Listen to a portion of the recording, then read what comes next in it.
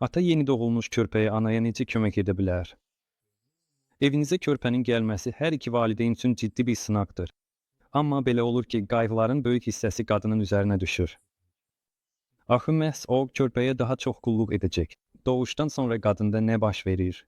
Onun orqanizminin bərpası hələ uzun müddət davam edəcək. Hormon səviyyəsi, çəki, əhval-ruhiyyə, hələlik hamısı qeyri-sabit olacaq. Doğuşdan dərhal sonra fiziki yaxınlıqdan söhbət belə gedə bilməz.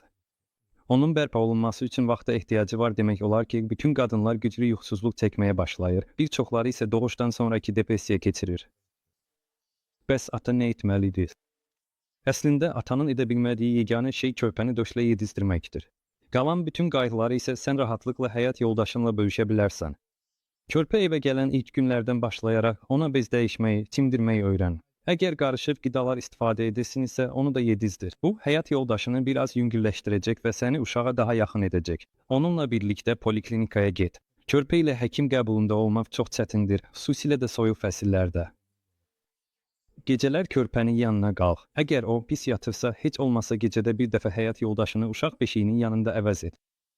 Heç olmasa həftədə bir dəfə ona imkan ver ki, gəzməyə çıxsın, rəfiqələri ilə görüşsün və ya masaja getsin.